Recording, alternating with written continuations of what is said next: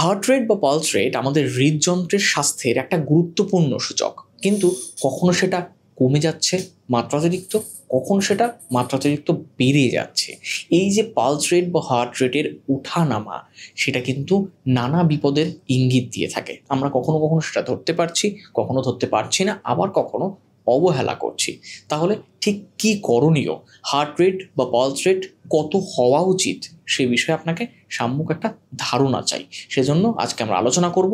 গোটা বিষয়টি নিয়ে আমাদের পরামর্শ দেবেন কলকাতা শহরের বিশিষ্ট চিকিৎসক শুভাশিস রায়চৌধুরী আমাদের সঙ্গে রয়েছেন। আমি স্যারের কাছে যাবো আপনাদের প্রশ্ন নিয়ে। আপনারা চ্যানেলে নতুন এসে থাকলে অবশ্যই চ্যানেলটিকে সাবস্ক্রাইব করুন। স্বাস্থ্য সংক্রান্ত নানা বিষয় নিয়ে আমরা প্রতিনিয়ত আপনাদের জন্য আলোচনা করছি। ভিডিওটি শেষ পর্যন্ত থাকবেন, আশা করি যা যা আলোচনা হবে তাতে আপনারা উপকৃত হবেন। ভিডিওটি ভালো লাগলে লাইক করুন, কোনো প্রশ্ন বা মতামত থাকলে নিচে কমেন্ট বক্সে লিখুন এবং শেয়ার করুন। আমাদের এই ভিডিওর ডেসক্রিপশনে আমাদের আরও একটি চ্যানেল হেলথ ইম্প্যাক্ট ইউথের লিঙ্ক দেওয়া রয়েছে, সেই চ্যানেলটিকে আপনারা সাবস্ক্রাইব করুন।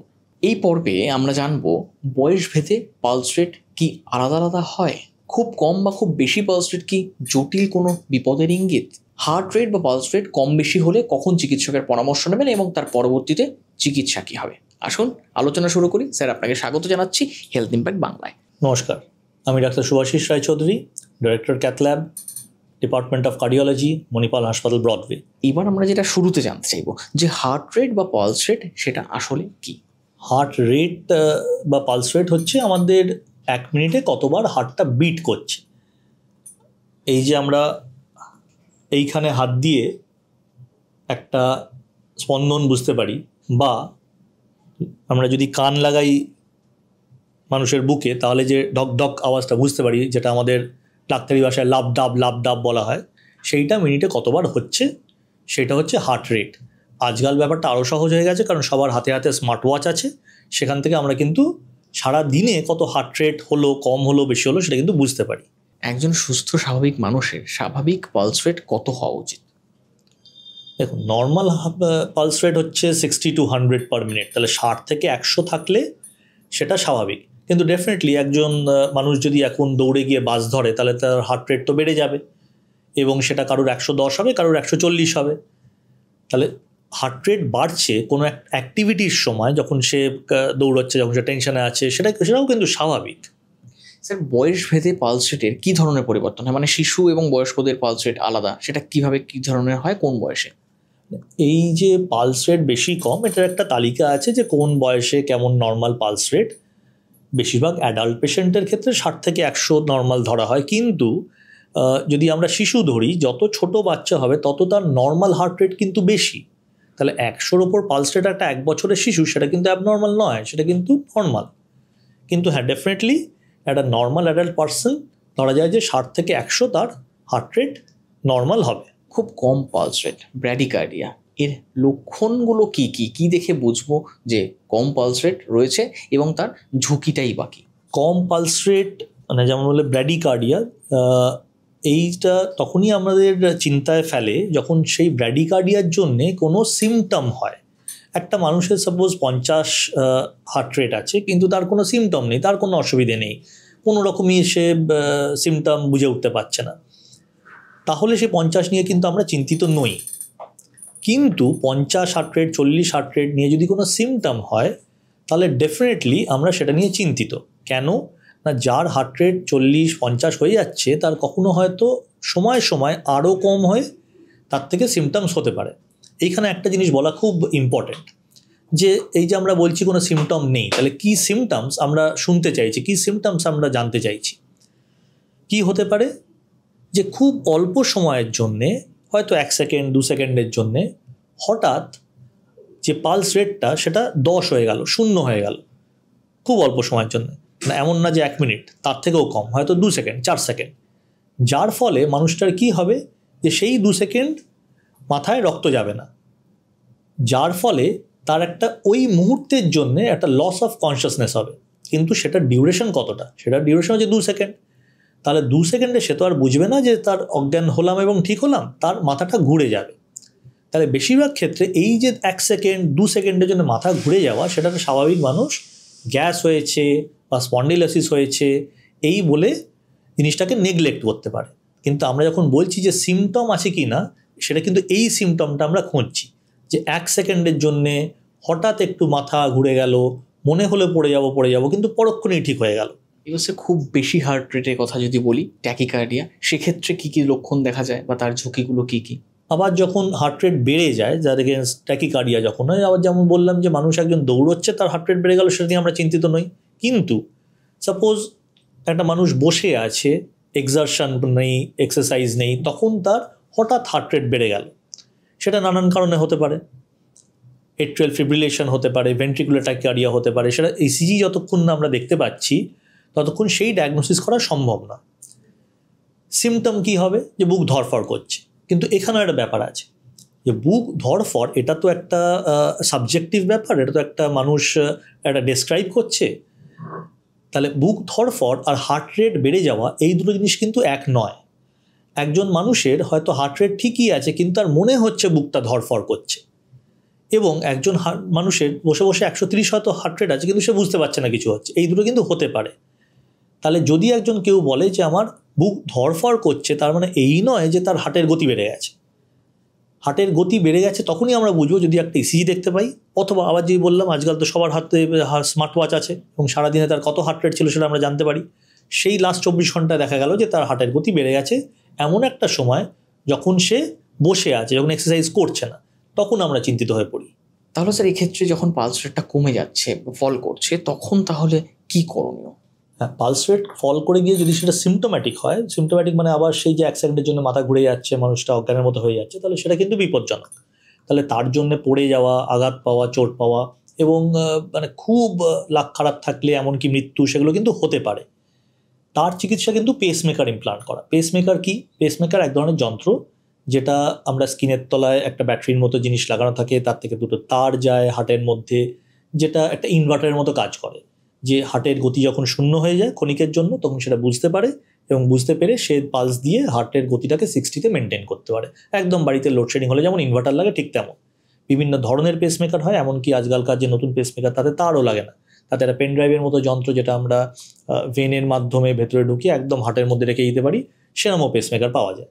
এবার স্যার তাহলে প্রশ্ন আসে, যখন ট্যাকিকার্ডিয়া বা যখন পালস রেট বেড়ে যাচ্ছে, সেক্ষেত্রে আপনার চিকিৎসা কী? হার্টের গতি বেড়ে যাওয়া কিন্তু নানান কারণে হয়। যেমন বলছিলাম যে কিছু ক্ষেত্রে হয় যেমন এট্রিয়াল ফিব্রিলেশন, তার মানে হার্টের গতি বেড়ে গেল, 130-140 হয়ে যাচ্ছে এবং অনিয়মিত হার্টের গতি হচ্ছে। এগুলো নানান কারণে হয়, প্রেশারের জন্য হয়, কিছু কিছু ভালভের দোষের জন্য হয়। আবার সে একই ব্যাপার যে কোনো একটা ইসিজিতে, কোনো একটা হল্টারে কিন্তু সেই ইসিজিটা ধরা পড়তে হবে, তবে আমরা বুঝতে পারবো যে এট্রিয়াল ফিব্রিলেশন হচ্ছে, এবং তার চিকিৎসা হচ্ছে কিছু কিছু ওষুধ দেওয়া। হার্টের গতি কমানোর ওষুধ আমাদের কাছে পাওয়া যায়। যাদের এট্রিয়াল ফিব্রিলেশন হয় তাদের কিন্তু স্ট্রোক হওয়ার সম্ভাবনা, মানে মাথায় স্ট্রোক হওয়ার সম্ভাবনা বাড়ে। তাহলে স্ট্রোক কমানোর কিছু কিছু ব্লাড থিনার আমাদের দিতে হয়, সেই ওষুধপত্র দিয়ে চিকিৎসা করতে হয়। কিন্তু হার্টের গতি বেড়ে যাওয়ার আরেকটা কারণ হচ্ছে ভেন্ট্রিকুলার ট্যাকিকার্ডিয়া। তাতে ওরা একই জিনিস প্রায় 150-200 কাছাকাছি হার্ট রেট হয়ে যায়। Ventricular tachycardia is a very dangerous thing, কারণ ভেন্ট্রিকুলার ট্যাকিকার্ডিয়া থেকে সাডেন কার্ডিয়াক ডেথ হতে পারে, মানে আকস্মিক মৃত্যু হতে পারে। নানান কারণে হয়, কখনো হার্ট অ্যাটাক থেকে হয়, কখনো হার্টের কিছু কিছু স্ট্রাকচারাল গন্ডগোল যেমন হাইপারট্রফিক কার্ডিওমায়োপ্যাথি, যেখানে হার্টের মাংসপেশিগুলো মোটা হয়ে গেছে, সেখান থেকে হয়। কিন্তু যে কারণেই হোক না কেন, ভেন্ট্রিকুলার ট্যাকিকার্ডিয়া এই জিনিসটা কিন্তু খুব ভয়াবহ। কেন না, ওই একটা মানুষ একদম সুস্থ আছে, হঠাৎ ভেন্ট্রিকুলার ট্যাকিকার্ডিয়া হলো এবং আকস্মিক মৃত্যু হলো, সেটা একটা সম্ভাবনা থাকে। ভেন্ট্রিকুলার ট্যাকিকার্ডিয়া যদি কোনো পেশেন্টের যখন হাসপাতালে আছে তখন হয়, তখন তাকে আমরা শক দিয়ে সেটার চিকিৎসা করি। কিন্তু এই একই জিনিস যদি বাড়িতে হয় তাহলে তো শক দেওয়া সম্ভব না। তাহলে ভেন্ট্রিকুলার ট্যাকিকার্ডিয়া যদি ডায়াগনোজড হয়, তখন একটা পেসমেকারের মতো যন্ত্র, যার নাম হচ্ছে আইসিডি, সেইটা বসানো হয়, যেটা ভেতর থেকে বুঝতে পারে যে মানুষটার ভেন্ট্রিকুলার ট্যাকিকার্ডিয়া হচ্ছে এবং হার্টের ভেতর থেকে শক দিয়ে মানুষটার প্রাণ বাঁচাতে পারে। তাই জন্য ডায়াগনোজ করা যে ভেন্ট্রিকুলার ট্যাকিকার্ডিয়া হচ্ছে, এটা কিন্তু খুব ইম্পর্টেন্ট। তাহলে হার্টের রেট বেড়ে যাচ্ছে, ট্যাকিকার্ডিয়া হচ্ছে, সেটা হলে কার্ডিওলজিস্টের কাছে যেতে হবে, সে বাকি পরীক্ষা নিরীক্ষা করে ডিসাইড করবে যে কেন হচ্ছে। তাহলে স্যার একটা প্রশ্ন এখন অবধারিতভাবে করতে হয়, যে এই যে পালস রেট বা হার্ট রেট বাড়া কমা, এটাকে আমরা কিভাবে মনিটর করতে পারি? মানে এটার জন্য কি কি পরীক্ষা নিরীক্ষা নিজে থেকেই করা যায়? মানে চিকিৎসকের কাছে যাওয়ার আগেও আমরা বাড়িতে বসে বা কোনো সেন্টারে গিয়ে কী ধরনের প্রাথমিক টেস্টগুলো করা যেতে পারে? টেস্ট করাই যেতে পারে, সেটা হচ্ছে ইসিজি। আমাদের সব হার্টের রোগের ডায়াগনোসিসের শুরুতেই যেটা সহজ উপলব্ধ একটা পরীক্ষা, সেটা হচ্ছে ইসিজি। কারণ ইসিজিটা একজন কার্ডিওলজিস্টকে দেখাতে পারলে সে বেশিরভাগ ক্ষেত্রে একটা আইডিয়া পাবে যে কী গণ্ডগোল হচ্ছে। তাহলে অন্তত একটা ইসিজি করা উচিত একজন কার্ডিওলজিস্টে যাওয়ার আগে, যদি মনে হয় যে হার্টের গতি বেড়ে যাচ্ছে বা কমে যাচ্ছে। অনেক সময় ট্রেডমিল টেস্টের কথা শোনা যায়, সেটা এই ক্ষেত্রে মানে কতটা কার্যকরী হতে পারে? আচ্ছা, না ট্রেডমিল টেস্ট একটা অন্য পরীক্ষা। ট্রেডমিল টেস্টে আমরা এক্সারসাইজ করিয়ে একটা ইসিজি করা হয়। ট্রেডমিল টেস্ট করা হয় হার্টের যে আর্টারিজ আছে তাতে ব্লক আছে কি নেই সেটা বোঝার জন্যে, সেটার থেকে সেটা একটা আইডিয়া পাওয়ার জন্যে। কিন্তু এই যে আমরা এখন আলোচনা করছি ব্র্যাডিকার্ডিয়া, টাকিকার্ডিয়া, মানে হার্টের গতি কম বেশি বা হার্টের যে ইলেকট্রিক সার্কিট আছে সেটার গণ্ডগোল আছে কিনা, সেটার সাথে কিন্তু ট্রেডমিল টেস্টের খুব একটা সম্পর্ক নেই। সেইটা আমরা ইসিজি বা কিছু কিছু ক্ষেত্রে লম্বা ইসিজি, যেমন হল্টার, বা এখন আজকাল পাওয়া যায় 7 দিন 10 দিনের এক্সটার্নাল লুপ রেকর্ডার বলে এক ধরনের হল্টার, সেইগুলো করে আমরা হার্টের গতি কমছে বাড়ছে সেগুলো কিন্তু অনেকক্ষণ সময় ধরে বুঝতে পারি। আচ্ছা, এবার স্যার একটুখানি বলুন প্রাথমিকভাবে দর্শকদের একটা ধারণার জন্য যে এই পালস রেট মাপার প্রাথমিক পদ্ধতিগুলো বা সহজ পদ্ধতিগুলো কী কী রয়েছে? পালস রেট মাপার কিন্তু আমার মনে হয় যে আজকাল এই স্মার্ট ওয়াচ হয়ে একটা খুব সুবিধে হয়েছে। এই যে সবার মানুষের হাতে হাতে স্মার্ট ওয়াচ আছে, তাতে বেশিরভাগ ক্ষেত্রে কিন্তু একটা লাস্ট 24 আওয়ার্সের গ্রাফ দেখা যায়, তাতে হায়েস্ট হার্ট রেট দেখা যায়, লোয়েস্ট হার্ট রেট দেখা যায়। এবং কিছু কিছু কোম্পানির স্মার্ট ওয়াচ, আমি নাম ধরেই বলি, অ্যাপেল যে আই ওয়াচ পাওয়া যায়, অ্যাপেল আই ওয়াচের অ্যালগোরিদম এতই ভালো যে তাতে এট্রিয়াল ফিব্রিলেশনের ডায়াগনোসিস কিন্তু খুব ভালোভাবে হয়। ইনফ্যাক্ট এই নিয়ে বিভিন্ন রিসার্চও চলছে যে কার্ডিওলজিস্টরা এই এট্রিয়াল ফিব্রিলেশন এর ডায়াগনোসিস নিয়ে তাদের কত তাড়াতাড়ি ডিটেক্ট করা যাচ্ছে এই অ্যাপেল আই ওয়াচের অ্যালগোরিদম নিয়ে বিভিন্ন কাজকর্ম কিন্তু চলছে। তাহলে এই ধরনের ঘড়ি যেখানে হার্টের গতি বাড়ছে কমছে রেকর্ডেড হচ্ছে, তার কিন্তু ডেফিনেটলি অ্যাটলিস্ট কার্ডিওলজিস্টের কাছে তার একটা চিকিৎসায় রোল আছে। সেটা ছাড়াও আজকাল এই কোভিডের পর থেকে তো সবার বাড়িতেই একটা পালস অক্সিমিটার প্রায় আছে, এবং সেই পালস অক্সিমিটার হাতে পড়লে যখন এই লাইটটা জ্বলে তখন দেখবেন যে একটা হার্টের মতো চিহ্ন অন হচ্ছে অফ হচ্ছে, সেটা কিন্তু হচ্ছে পালস রেট। সেটা ছাড়াও ওই যে পেসমেকার, ওই পেসমেকার বিপি মাপার যে যন্ত্র আজকাল, ডিজিটাল বিপি মাপার যে যন্ত্র প্রায় সব বাড়িতে আজকাল আছে, সেটা বিপি মাপার সাথে সাথে কিন্তু হার্ট রেটও মাপে, এবং সেই রেকর্ডিং কিন্তু বেশিরভাগ ক্ষেত্রে লাস্ট 10টা বা 12টা রেকর্ডিং তাতে স্টোরড থাকে। তাহলে অনেক ক্ষেত্রে সেই জিনিসগুলো রেকর্ডিংটা লিখে আনলে কার্ডিওলজিস্ট হিসেবে আমার পক্ষে সুবিধা হয়। এখানে যখন স্যার আমরা হার্টের রেট ওঠানামা করার বিষয়টা নিয়ে আলোচনা করছি, তখন কয়েকটা জিনিস আমরা খুব সাধারণভাবে যে প্রশ্নগুলো উঠে আসে, যে প্রসঙ্গগুলো উঠে আসে, সেটা হচ্ছে মানসিক চাপ, অনিয়মিত ঘুম এবং একটা অসংযত জীবনযাপন বা লাইফস্টাইল। এগুলো পালস রেটকে কীভাবে প্রভাবিত করে বলে আপনি মনে করেন? পালস রেট তো যেমন শুরুতেই তুমি বলেছো যে পালস রেট একটা ডাইনামিক ব্যাপার, সবসময় যে এক থাকবে তা তো নয়, এটা বাড়বে কমবে। তাহলে ডেফিনেটলি যখন একজন মানুষ ঘুমিয়ে আছে তার পালস রেট কমে 40ও হয়ে যেতে পারে, 50ও হয়ে যেতে পারে, তাহলে সেগুলো নিয়ে আমরা চিন্তিত নই। যে সময় মানুষটা জেগে আছে, দ্য অ্যাওয়েক রেট, সেইটা নিয়ে আমরা চিন্তিত। কিন্তু ডেফিনেটলি সাপোজ একজন স্মোক করছে, তার পালস রেট তখন বাড়বে, এটাই স্বাভাবিক। একজন কফি বেশি খাচ্ছে, তার পালস রেট তখন বেশি বাড়বে। তাহলে কিছু কিছু খাবার, কিছু কিছু অ্যাক্টিভিটিস আমাদের পালস রেট বাড়ানো কমানো কিন্তু করতে পারে। যতক্ষণ সেটা নর্মাল রেঞ্জের মধ্যে আছে ততক্ষণ সেটা অ্যাকসেপ্টেবল। কিন্তু যদি কোনো খাবারের জন্য, কোনো এক্সারসাইজের জন্য, কোনো ইমোশনাল কোনো ওঠানামার জন্যে যদি এক্সেসিভ পালস রেট হয়, তখন কিন্তু সেটা চিন্তার বিষয় হতে পারে। আচ্ছা, তাহলে সে কখন চিকিৎসকের কাছে আসতে হবে? মানে পালস রেটটা মাপছেন, একটু বেশি হচ্ছে, কখন একটু কম হচ্ছে, কখন চিন্তা করবে, কখন সিরিয়াসলি নেবে, কখন গুরুত্ব দিয়ে চিকিৎসকের কাছে আসবে? আমরা বেশিরভাগ ক্ষেত্রে দেখি যে পালস রেট নিয়ে খুব চিন্তিত হয়ে মানুষ আসে না। যেটা নিয়ে আসে সেটা হচ্ছে তার একটা বুক ধরফর করছে। আবার যেটা বললাম যে বুক ধরফর কিন্তু একটা সাবজেক্টিভ ব্যাপার। যে পেশেন্ট সে কিন্তু নিজে বুঝতে পারে না যে তার 120 হার্ট রেট না তার 140 হার্ট রেট, তার বেশিরভাগ ক্ষেত্রে হয় যে তার একটা অস্বস্তি হচ্ছে। আমাদের হার্ট তো সকাল থেকে রাত 24 ঘন্টা স্পন্দিত হচ্ছে, সেটা আমরা বুঝতে পারি না। তাহলে কখনো কখনো সেটা বুঝতে পারি। সেই বুঝতে পারার টেকনিক্যাল টার্ম হচ্ছে প্যালপিটেশন। তাহলে কখনো হয় যে একদম হার্ট রেট নর্মাল, কিন্তু হার্টের একটা বুঝতে পারছি ধরফর করছে, এবং তখন আমরা হার্টের ছবি মানে ইকোকার্ডিওগ্রাফি করে হয়তো দেখলাম যে মানুষটার হয়তো ভালভে লিক আছে।